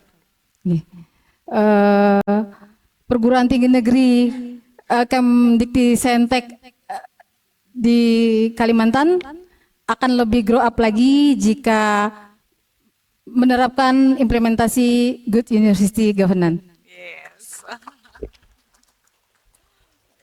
Iya, langsung ya. Baik. Terkait dengan disertasi, saya mulai dari fenomena dulu gitu ya. Bisa nggak diceritakan bahwa pada saat awal mencari-cari ide dalam beberapa semester itu ada fenomena atau kejadian-kejadian yang Ibu Syati amati, kemudian yang itu akhirnya berkembang menjadi topik penelitian ini. Misalnya nih, ada penganggaran, kemudian terlalu terlambat untuk mengeksekusi dan sebagainya. Itu teramati di LPPM kah atau di FISIP kah atau di mana? Coba cerita sedikit. Siap. Izin sebenarnya penelitian ini jujur karena ulun berangkat dari seorang pegawai swasta, ya. Seorang pegawai swasta, saya jujur saja pernah tadi saya sebut ada di Samarinda, ada di Denpasar, ada di Banjarmasin. Kami bekerja di swasta itu semua on time, real time dan on the track gitu ya. Artinya ulun senang sekali mengamati tentang pada saat rapat umum pimpinan gitu ya, termasuk pemegang saham di sana itu mengatakan target kita tahun ini sekian. Realisasi kita tahun ini sekian. Kenapa di triwulan pertama 2, 3, dan 4 pasti akan dievaluasi. Lalu kita lihat kendalanya di mana. Nah, itu yang membuat saya saat memutuskan menjadi pegawai negeri pun melihat hal yang sama. Hanya bedanya pada saat di pegawai negeri gitu ya, khususnya di keuangan, triwulan 1, triwulan 2, triwulan 3, triwulan 4 memang terlaksana dengan baik, tapi triwulan 1 cenderung tidak tercapai target, akhirnya mundur di triwulan kedua. Triwulan kedua cenderung tidak tercapai target, mundur di triwulan ketiga. Lalu di triwulan keempat sampai bergadang mungkin sampai pagi ya nggak tidur, hanya untuk mencapai target realisasi yang diinginkan ya, seperti itu. Nah, itu perbedaannya antara swasta dan negeri. Karena di swasta kami nggak pernah bergadang, kami on time, kami sesuai schedule, target dan realisasi hampir tercapai bahkan 100%. Bahkan kami kadang meminta tambahan pagu, kelebihan anggaran di triwulan kedua, gitu ya. Di keuangan fenomena yang saya perhatikan, keuangan pegawai perguruan tinggi negeri saat menerima DIPA dengan angka yang begitu banyak, itu memang sekarang sudah ada kemajuan gitu ya.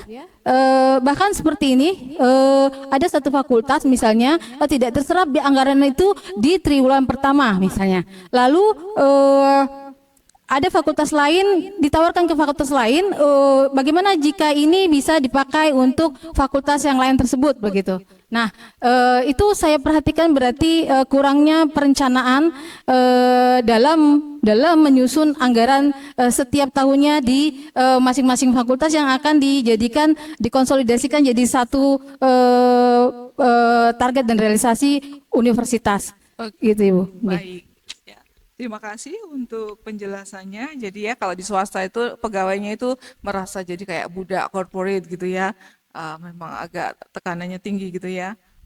Oke. Baik. Nah berikutnya saya minta Bu Siati menjelaskan perbedaannya di mana antara Good University Governance atau GUG dengan Good Corporate Governance and then Good Government Governance. Good governance. Ya, good government governance. Oh, government governance. 3G gitu ya. 3G. Dalam perspektif mahasiswa yang levelnya paling tinggi nih, bukan cerita tentang definisi. Silakan. Siap. Izin menjawab. Good university governance, good corporate governance, good Good government governance. Ada tiga perbedaan tapi intinya sama, tata kelola yang baik gitu ya. Yang good university governance diterapkan di lingkungan universitas, yang good corporate governance itu khususnya untuk private perusahaan swasta gitu ya. Lalu good government governance itu tata kelola yang baik juga tapi diterapkan di lingkungan pemerintahan dalam skup yang luas gitu. Demikian Ibu, terima kasih. Oke, jadi idenya sama gitu ya, mereka punya prinsip yang sama gitu ya, punya niatan intent yang sama gitu untuk transparan dan seterusnya gitu ya. Tapi pelaksananya aja yang mungkin bervariasi. Oke, baik. Nah, selanjutnya dalam bahasa yang sederhana, Ibu ingin bilang apa terkait dengan adopsi IT? Kaitannya dengan model yang Ibu tawarkan. Terlepas itu signifikan atau tidak. Silakan. Siap Ibu. Ulun pernah berdiskusi dengan Kopromotor 2, izin Pak Hudaya, bahwa Bu Syati kalau orang tidak kenal teknologi informasi maka dia akan tergilas. Artinya semua orang berlomba-lomba ingin dirinya bisa grow up seiring dengan grow up-nya teknologi informasi, termasuk smartphone. Hampir semua sudah bisa menggunakan smartphone, mungkin ibu saya aja yang belum bisa ya. Karena terlalu tua sekali gitu ya.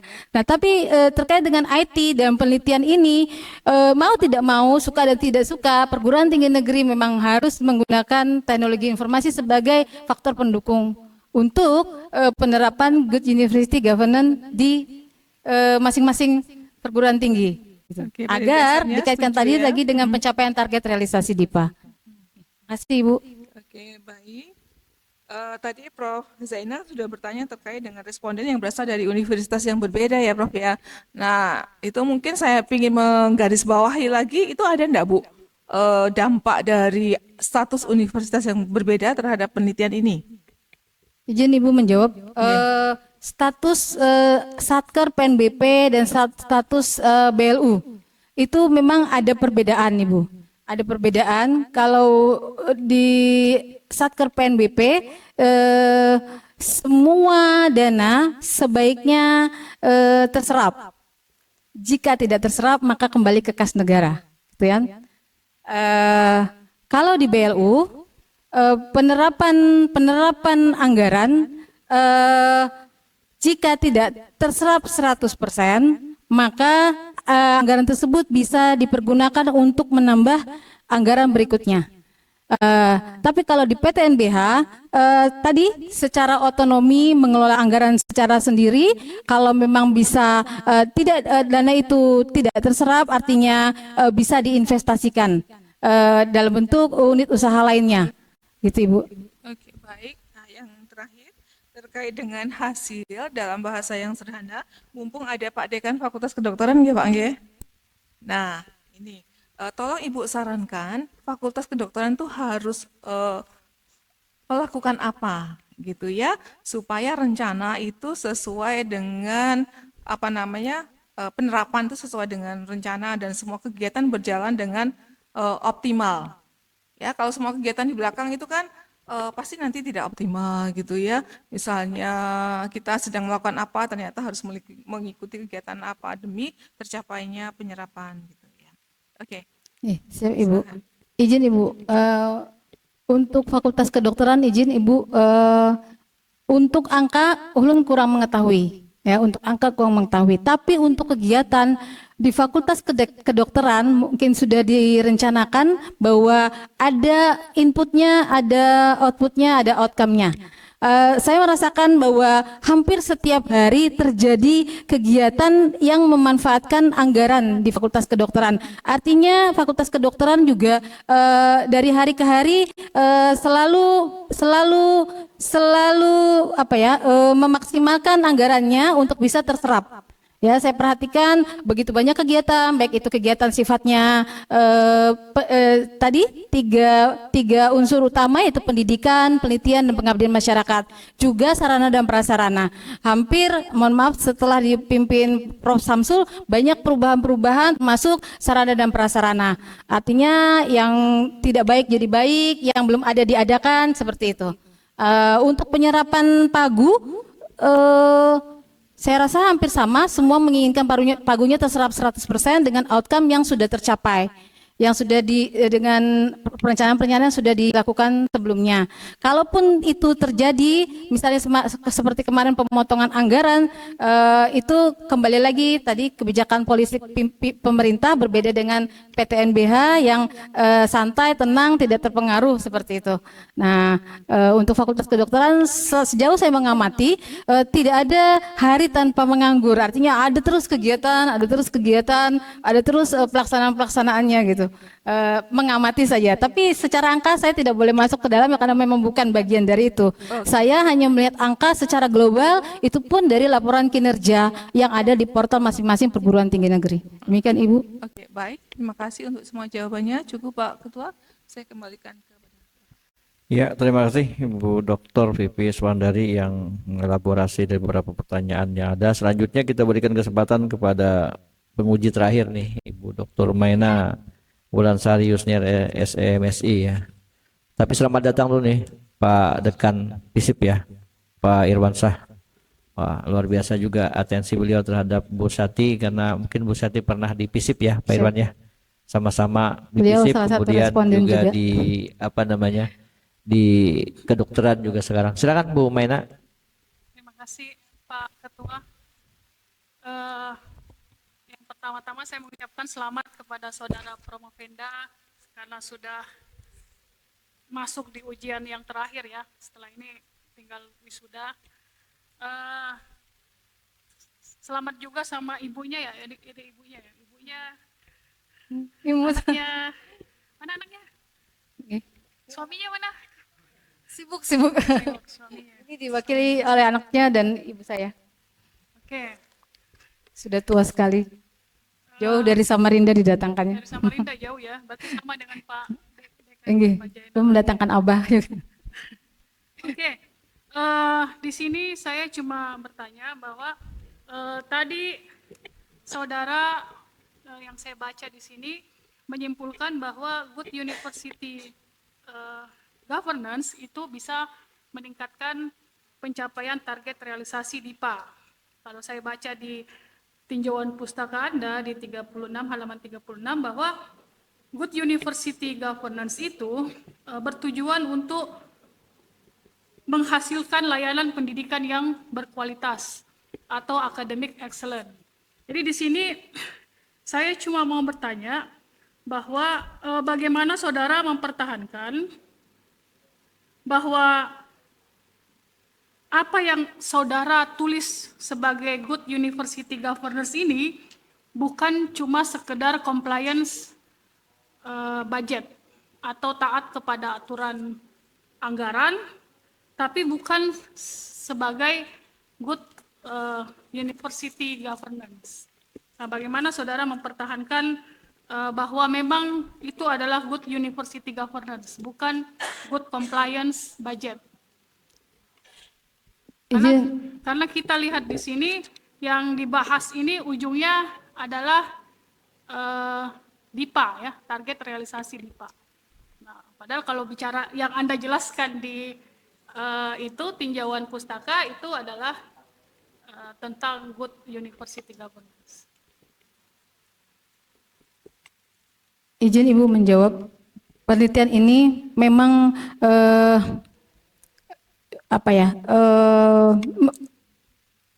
berangkat dari pengembangan tesis Ulun di S2, bahwa Ulun dan tadi pengalaman Ulun bekerja di swasta yang tadi antara target dan realisasi harus bisa sesuai on the track, on time, dan sesuai dengan time schedule-nya. Lalu kenapa good university governance Ulun coba masukkan sebagai variabel independen di sini? Karena memang bahwa good university governance itu sendiri adalah pondasi perguruan tinggi negeri, perguruan tinggi khususnya ya dalam melakukan tata kelola. Karena apabila tata kelola universitas itu baik, maka dampaknya akan besar. Termasuk dari Ibu bilang, saya mengatakan dari sisi akademik, dari sisi pelayanan pendidikan gitu ya. Tapi kesemua itu tidaklah terlepas dari anggaran seperti itu. Karena anggaran perguruan tinggi objek penelitian ini adalah berbasis DIPA, maka masih terikat aturan pemerintah, sehingga penerapan good university governance akan membantu pelaksanaan anggaran itu sendiri sehingga bisa lebih maksimal dan optimal. Demikian Ibu. Kalau misalnya target DIPA Anda 100% misalnya, realisasinya 100% gitu. Tetapi dalam pelaksanaannya kualitas penelitian mengalami penurunan, kualitas akademik mengalami penurunan. Apakah saudara menganggap bahwa good university governance itu sudah berjalan dengan baik? Izin menjawab Ibu. Seperti kita tahu, jika pemerintah memberikan anggaran kepada perguruan tinggi negeri seperti permohonan perguruan tinggi negeri, maka perguruan tinggi negeri juga harus mempertanggungjawabkan permintaan anggaran tersebut. Izin Ibu, sebelum ketok palu RKKL diserahkan kepada perguruan tinggi negeri sudah melalui beberapa prosedur, melalui beberapa tahapan. Ada rapat di tingkat unit kerja, rapat di tingkat fakultas terkait dengan anggaran. Tahun ini hampir rata-rata pengalaman saya membuat anggaran itu setiap tahun seperti kertas putih kosong, baru kami isi dengan rencana kegiatan, inputnya apa, outputnya apa, dan outcome yang akan dicapai apa. Sehingga angka yang hadir, angka yang disajikan adalah angka yang melalui proses perencanaan, didiskusikan, dirapatkan di tingkat unit kerja, kalau di fakultas di tingkat prodi, lalu nanti dirapatkan di tingkat fakultas, dan pimpinan fakultas akan membawanya ke tingkat universitas. Kalau kita bicara penyerapan 100%, berarti antara target dan realisasi tercapai, dan penerapan good university governance ada di sana. Sudah otomatis inputnya, outputnya, bahkan outcome-nya sendiri juga akan berdampak. Demikian Ibu jawaban dari saya. Terakhir, kalau dari hasil penelitian Anda sudah datang ke semua universitas satu aja. Apakah mereka sudah menyamakan antara IKU universitas, kan sudah ada IKU ya semuanya, dengan DIPA universitas, atau ada perbedaan, IKU-nya lain ke sini, target realisasi anggarannya ke sini, itu seperti apa? Izin Ibu. Sebelum Ulun melakukan turun ke lapangan melakukan penelitian, Ulun melihat dulu portal masing-masing PTN. Portal masing-masing PTN di mana Ulun mengamati bahwa anggaran itu ada karena mendukung IKU. Hampir rata-rata anggaran terserap dengan besar, maka IKU-nya pun sama, terserap dengan naik IKU-nya maksudnya gitu. Serapan anggaran berbasis IKU, artinya tidak ada serapan anggaran berbasis kalau dulu hanya berbasis bukan value for money, tapi sekarang sudah berbasis IKU. Indikator kinerja utama. Anggaran disiapkan untuk mendukung indikator kinerja utama masing-masing perguruan tinggi negeri. Demikian Ibu.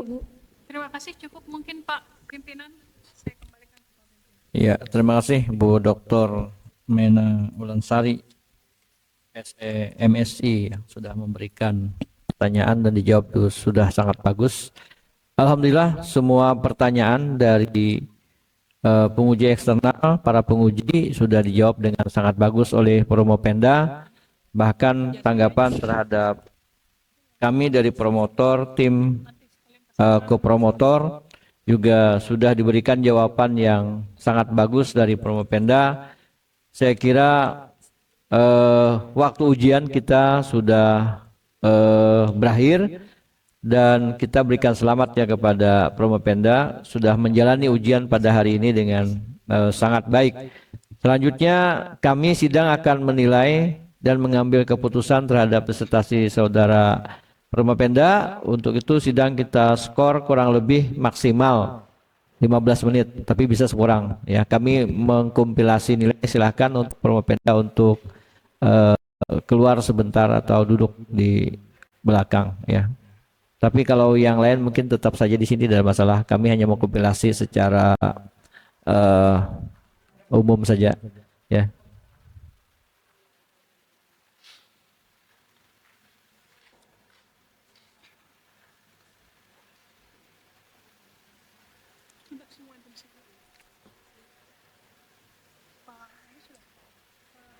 Ya. Sudah.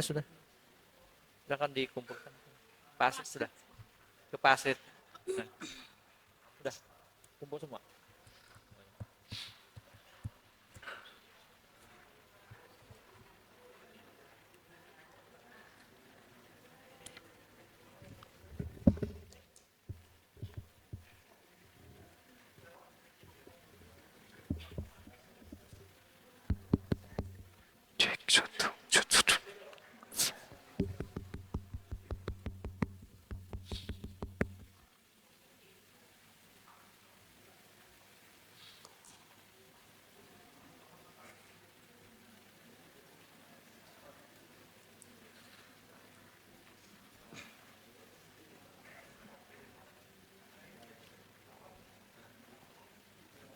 Nanti di Pak Asep membacakan kita acara ya.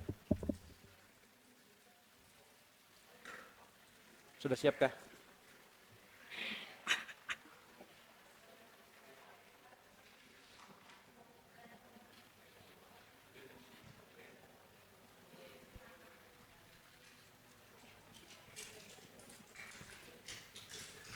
Padahal mau jawab masalah yang benar mungkin jawab gitu aja. Tidak dikejar dulu enggak? Pasti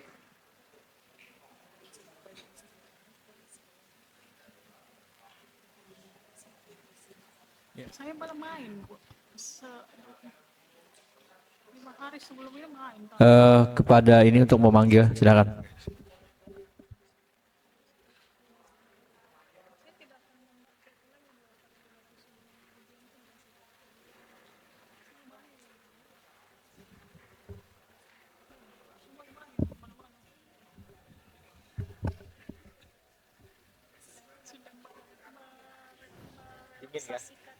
Promopenda dipersilahkan menempati tempat podium.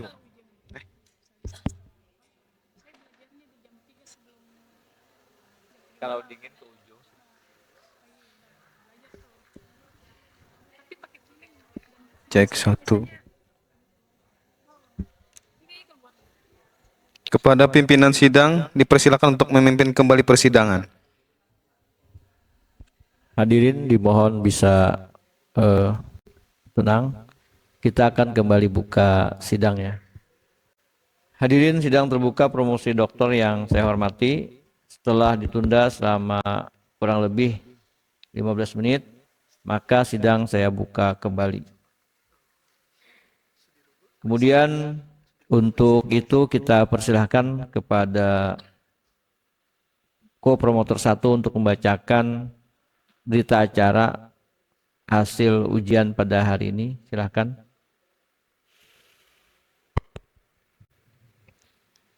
Baik, saya bacakan berita acara ujian terbuka disertasi.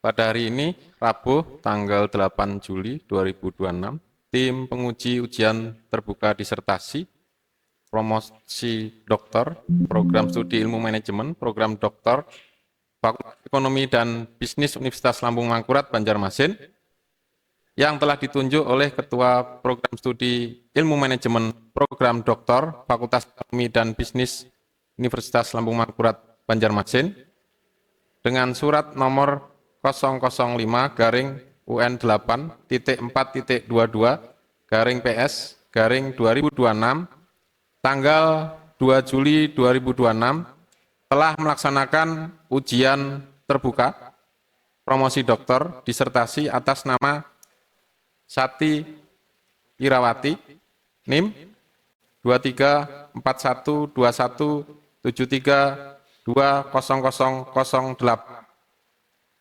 Tempat ujian, ruang kaca gedung lecture teater FEB ULM. Waktu ujian jam 14.00 WITA sampai dengan selesai. Hasil ujian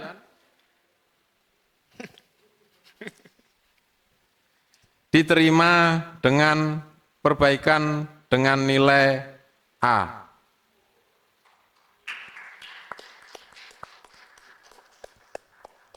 Demikian berita acara ini dibuat dengan sebenarnya. Banjarmasin, 8 Juli 2026, tim penguji, Dr. Ahmad Yunani, SEMSI, pimpinan sidang, promotor, Dr. Zainal Abidin, SEMM, dosen penguji eksternal, Profesor Dr. Haji Fahmi Rizani, Doktandes MMAK CE, dosen penguji 1, Dr. Vivi Suandari, SEMSI, dosen penguji 2, Dr. Mena Ulansari Yusniar, SEMSI, dosen penguji 3, Dr. Ari Junior, SEMM, ko-promotor 1, Muhammad Hudaya, SEMM, PhD, ko-promotor 2. Mengetahui atau membenarkan Koordinator Program Studi Ilmu Manajemen Program Doktor, Dr. M. Lisa Firdaus, SEMM. Terima kasih ko-promotor 1 yang sudah membacakan berita acara. Berdasarkan hasil sidang terbuka promosi Doktor Ilmu Manajemen FEB ULM dan setelah memperhatikan 1. Prestasi yang telah dicapai Promopenda selama dalam pendidikan, 2. Ketekunan dan kesungguhan kerja Promopenda dalam melakukan penelitian, 3. Ketelitian dan ketekunannya dalam mempelajari kepustakaan, 4. Kemampuan Promopenda dalam menarik kesimpulan yang bermanfaat, 5. Cara-cara Promopenda dalam mempertahankan disertasinya yang menggambarkan penguasaan Promopenda dalam bidang penelitian ini, 6. Semangat Promopenda di dalam upaya menyelesaikan pendidikan, 7. Kredibilitas ilmiah dan kegunaan serta sumbangan yang berharga dari disertasi Promopenda bagi pengetahuan masyarakat dan umat manusia. Memperhatikan pula penilaian yang telah dilakukan oleh panitia penilai ujian akhir tertutup pada tanggal 13 Juni 2026 dan segala peraturan serta wewenang yang ada pada Fakultas Ekonomi dan Bisnis Universitas Lambung Mangkurat. Dengan ini memutuskan bahwa disertasi Promopenda diterima. Dengan demikian, Saudara Sati Irawati, SEMMAK, telah menyelesaikan pendidikan doktor dengan bidang ilmu manajemen dengan konsentrasi manajemen sumber daya manusia, serta dinyatakan lulus dengan predikat cum laude manajemen keuangan ya. dengan pujian IPK 3,97 yang merupakan lulusan keempat, ya. Ini lulusan keempat dari program ilmu doktor konsentrasi manajemen keuangan. Dan kepadanya diberikan hak untuk memakai gelar doktor dengan hak dan kewajiban serta kehormatan yang menurut hukum melekat pada gelar tersebut. Selanjutnya, selesai dari penyampaian kelulusan ini dan kita kembalikan kepada MC untuk terkait dengan penyerahan surat keterangan lulus, ya, yang kita akan berikan.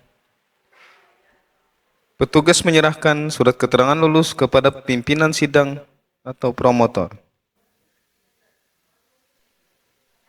Sudah. Ya. Selamat.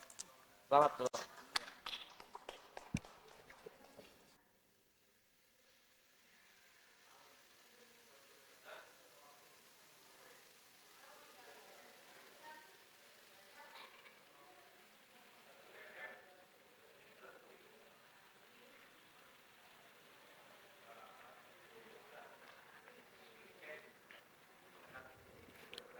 Doktor baru disilahkan kembali ke podium, beserta tim promotor dan penguji dipersilakan kembali ke tempat duduk.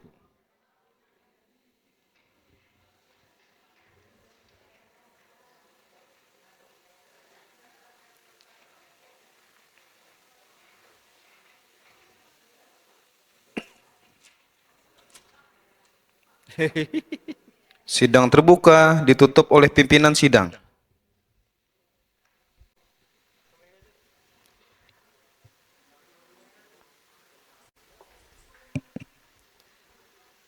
Sudah siap ya. Saudara Dr. Sati Erawati, SEMMAK, sebelum sidang kita tutup secara resmi, kami mempersilahkan kepada saudara Promopenda yang sudah menjadi doktor pada ini, sebagai doktor baru, ya, untuk memberikan kesan dan pesan kepada Dr. Sati Erawati. Kita persilahkan.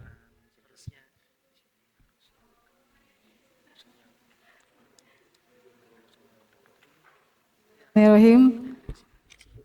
Alhamdulillahirabbil alamin. Insyaallah hari ini hari bersejarah buat ulun. Bahwa hari ini impian ulun menjadi seorang dokter bukan impian tapi ya cita-cita sebenarnya. Cita-cita yang diperjuangkan. Ya. Masih ingat betul ulun lulus S2 itu 2009. Lalu ini 2026. Sepanjang itulah ada semacam keinginan cita-cita untuk melanjutkan ke S3. Pada saat masih ingat betul ulun masuk di S3 ini gelombang kedua, itu pun melalui informasi dari, izin sekali lagi, Bu Dr. Maina, the last mungkin mahasiswa terakhir yang diuji, yang diwawancara maksudnya, akhirnya bergabung.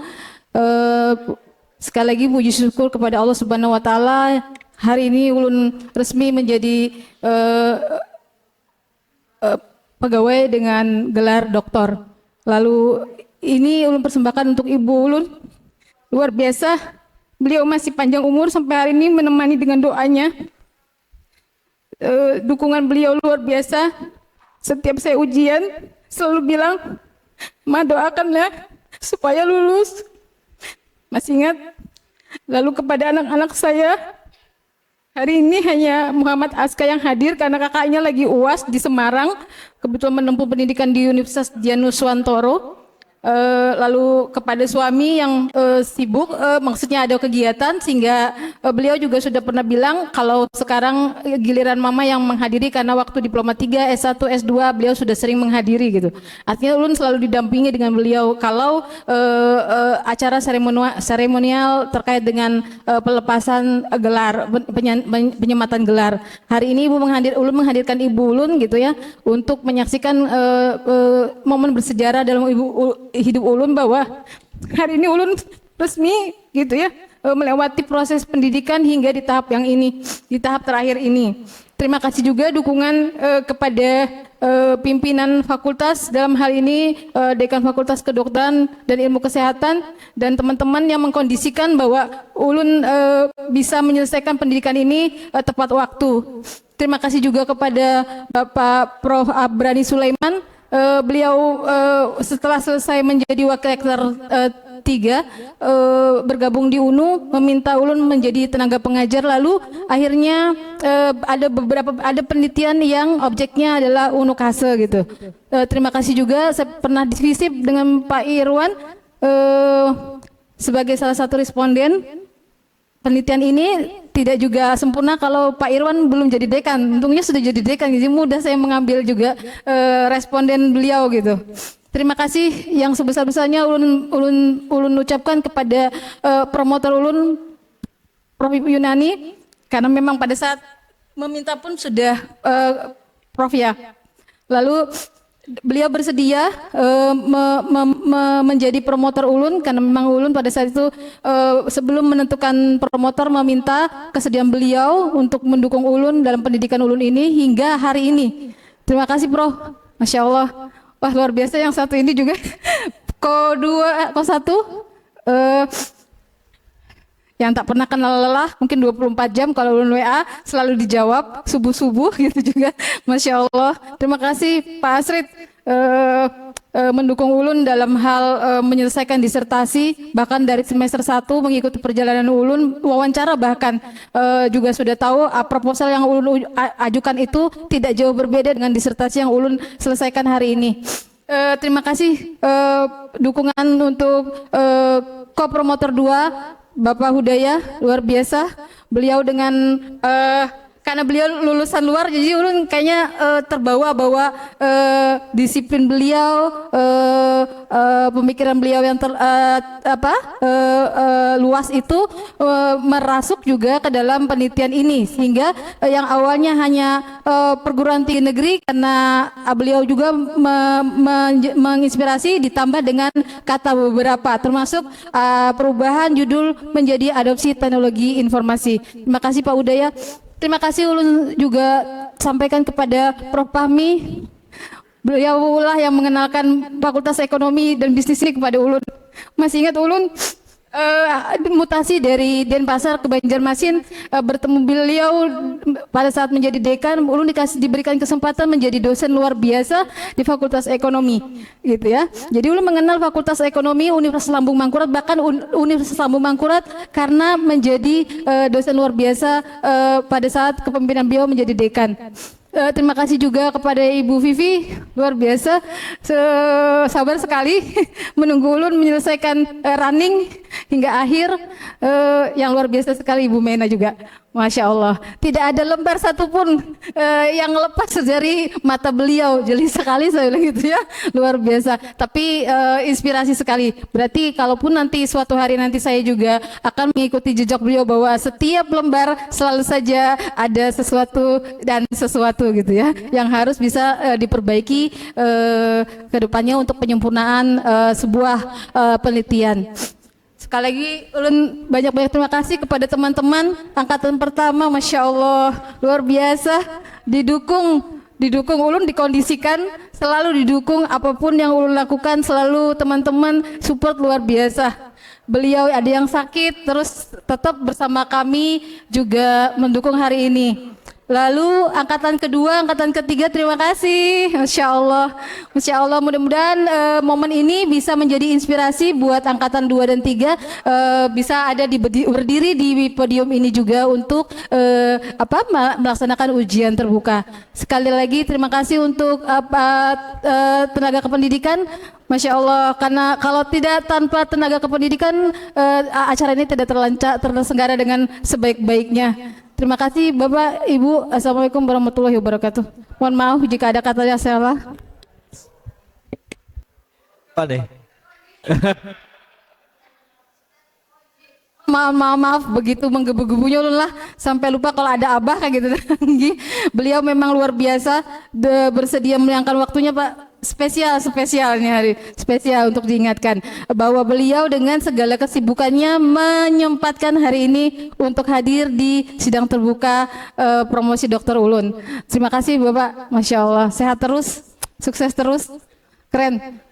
Hasil kemarin izin memperpanjang sedikit, ulun menjemput Sidin di bandara, beliau di bandara, terus kami diskusi. Ya tadi hasil diskusi tadi ada yang beliau tanyakan, lalu ulun meresponnya karena memang ulun sejalan dengan pemikiran beliau bahwa kita harus lebih cepat lagi agar sama dengan percepatan tadi good university, good corporate governance.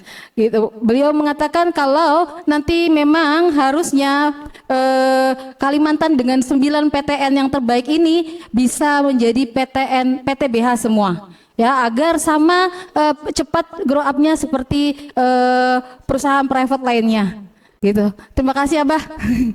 Ini soalnya beliau ulun masuk di UNMUL 1994, beliau 1993, beliau dosen kami gitu ya, dosen yang disegani mahasiswa karena keren gitu ya. Di antara kegiatan kemahasiswaan beliau sangat mendukung kegiatan kami di BEM dan di Senat.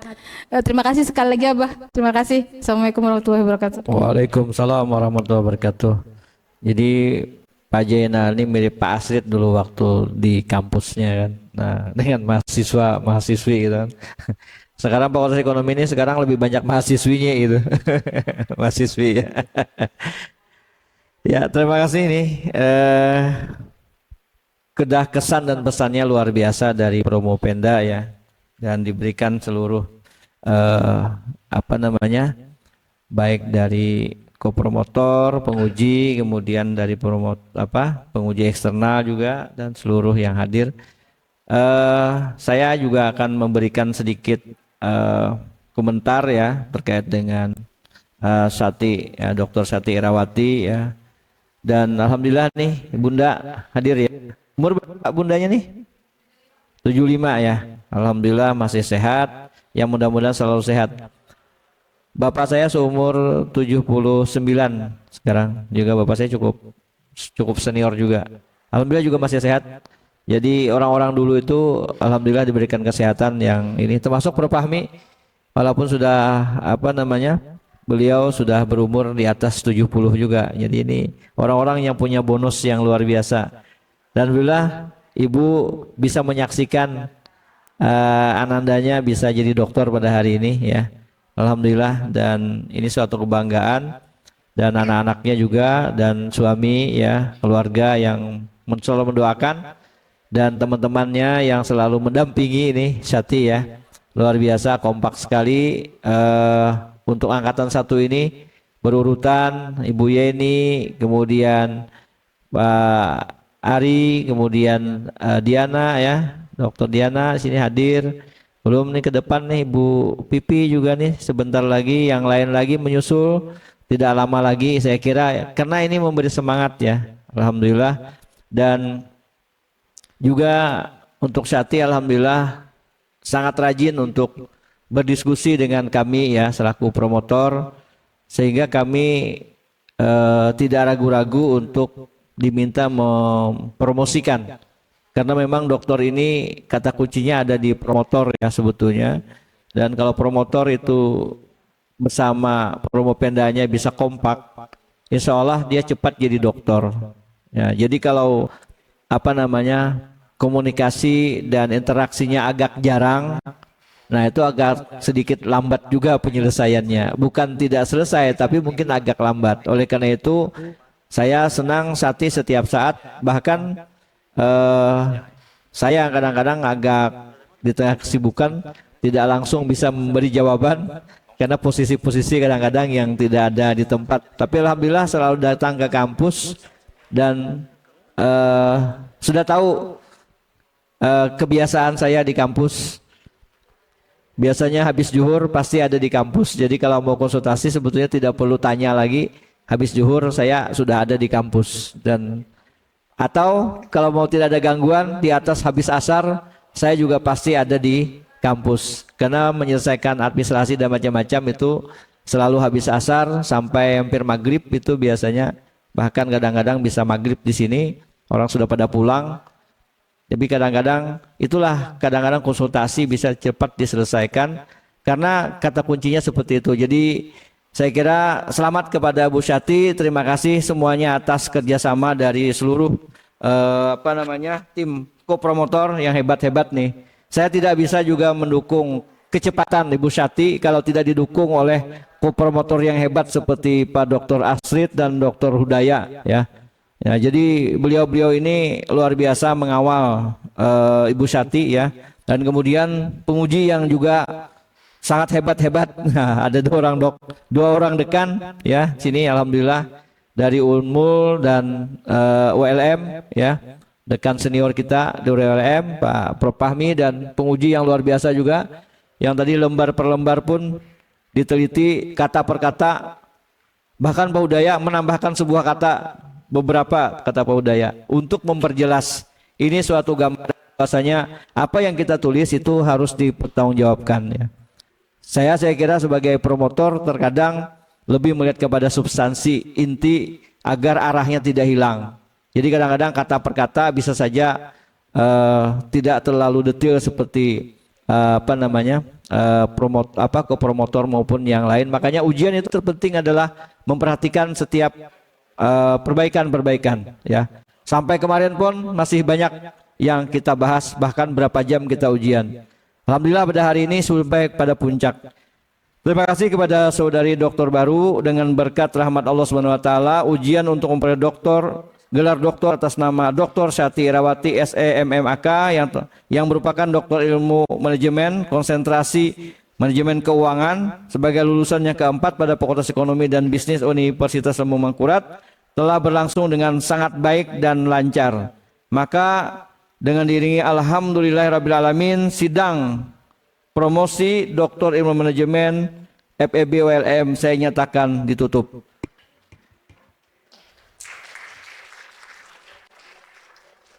Berikutnya saya serahkan kepada Master of Ceremony. Ya, silakan. Berikutnya dipersilakan para tamu undangan dan hadirin untuk memberikan ucapan selamat kepada dokter baru di luar ruangan ini pada tempat yang telah disediakan. Terima kasih atas kehadiran Bapak Ibu sekalian. Wabillahi taufik wal hidayah. Wassalamualaikum warahmatullahi wabarakatuh.